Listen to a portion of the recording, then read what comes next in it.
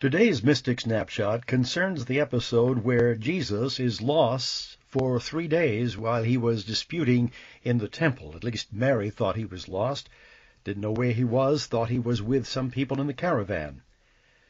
Mystic Maria Valtorta tells us that Jesus is going to demonstrate just how bitterly Mary worried, a lesson for all mothers. Jesus says, "Let us go back to the roads which take one to Jerusalem, and from Jerusalem to the temple. I am 12 years old." See Mary's distress when she realizes, after the groups of men and women had gathered together, that I was not with Joseph. She does not reproach her spouse bitterly. Every woman would have done that.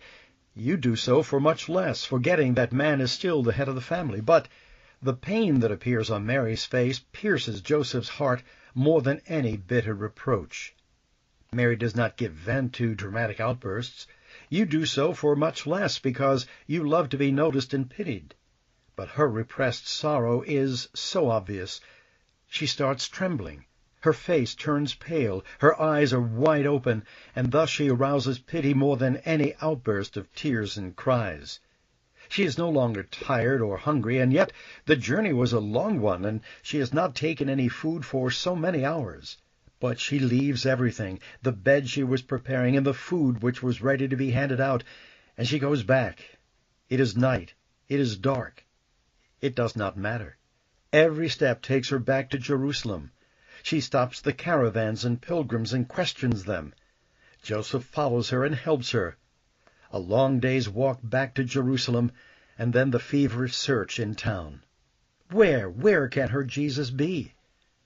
And by God's provision for many hours, she will not know where to look for me. To look for a child in the temple does not make sense. What could a child be doing in the temple?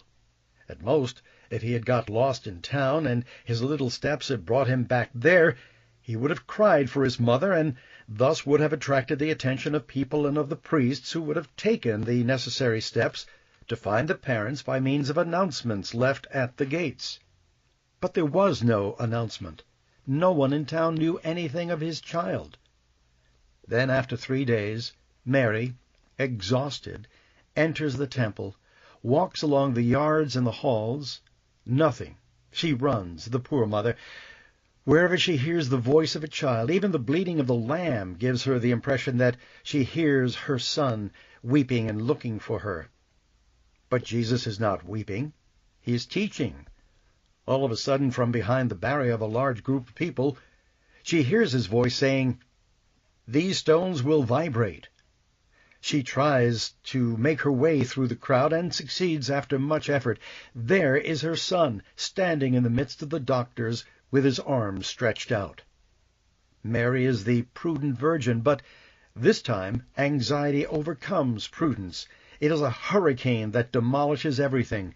She runs to her son, embraces him, lifting him off the stool and putting him down on the ground, and she exclaims, "Oh, why have you done this to us? For 3 days we have been looking for you. Your mummy is dying with pain, son. Your father is exhausted with fatigue. Why, Jesus?" You do not ask why of him who knows, why he behaved in a certain way. You do not ask those with a vocation why they leave everything to follow the voice of God. I was wisdom, and I knew. I was called to a mission, and I was fulfilling it.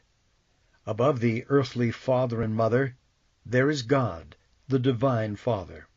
His interests are above ours. His affections are superior to everything else. And I tell my mother. I finished teaching the doctors with the lesson to Mary, the Queen of Doctors, and she has never forgotten it. The sun began to shine again in her heart now that she had me, humble and obedient, beside her. But my words are deeply rooted in her mind. There will be much sunshine, and many clouds will gather in the sky during the next 21 years I will be on this earth. And great joys and many tears will alternate in her heart during the next 21 years. But never again will she ask, "My son, why have you done this to us?" This is Joe Roberts.